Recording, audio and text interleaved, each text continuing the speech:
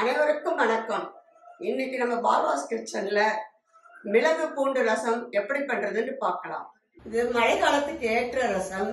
இதை சாத்துல பிசைஞ்சு சாப்பிட்டால் கை கால் வலி, தலைபாரம் எல்லாம் நீங்கும். இருமலும் சரியாயிடும். 6 பேருக்கு மிளகு ரசம் பண்ணறதுக்கு புளி ஒரு எலுமிச்சை அளவு 1/2 லிட்டர் தண்ணியில கரைச்சி வச்சுக்கணும். பூண்டு 20 பல்லு, கருவேப்பிலை 2 ஈர்க்கு, சீரகம் 1 டேபிள் ஸ்பூன், பெருங்காயம் 2 சின்ன கட்டி, உப்பு தேவையான அளவு, ஒரு சிவப்பு மிளகாய், கொள்ளு 1 டேபிள் ஸ்பூன், மிளகு 1 டேபிள் ஸ்பூன், தக்காளி 2 பெரிய சைஸை அரைச்சி வச்சுருக்கேன். இப்போ இதை எப்படி பண்ணுறதுன்னு பார்க்கலாம். ஒரு இலுப்பச்சட்டியில் 1 டீஸ்பூன் எண்ணெயை விட்டு ஃபஸ்ட்டு பூண்டை நல்லா வறுத்துக்கணும். பூண்டு நல்லா வறுபட்டதுக்கு அப்புறமா ஒரு தட்டில் ஆற வச்சுக்கிறேன்.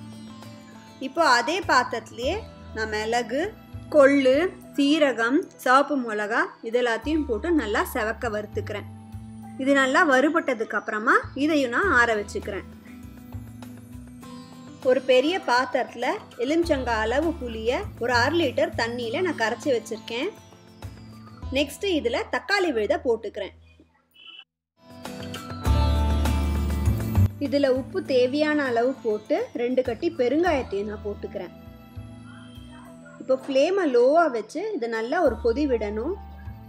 ரசம் நல்லா கொதிச்சதுக்கு அப்புறமா ஆல்ரெடி வறுத்ததை நான் மிக்சியில் பவுடராக அரைச்சி வச்சுக்க போகிறேன். இப்போ ரசம் நல்லா கொதி வந்த உடனே இறக்கும்போது இந்த பவுடரை சேர்த்துக்கணும்.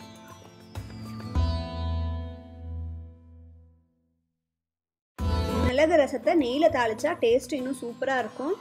1 டீஸ்பூன் நெய் விட்டு 1 டீஸ்பூன் கடுகையும் போட்டு அதை நல்லா தாளிச்சதுக்கு அப்புறமா நம்ம ரசத்தில் சேர்த்துக்க வேண்டியது தான்.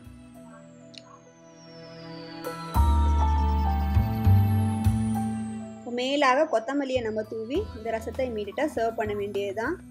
இப்போ மிளகு ரசம் நமக்கு கமகமன்னு சூப்பராக ரெடி ஆயிருக்கு. இது மழை காலத்தில் சளி இருமல் இருக்கும்போது இதை செஞ்சு சாப்பிட்டா நல்லா இருக்கும் உடம்புக்கு. இந்த ரசத்தை வீட்டில் ட்ரை பண்ணி பாருங்க. உங்க கமெண்ட்ஸ் எனக்கு சொல்லுங்க. தேங்க்யூ.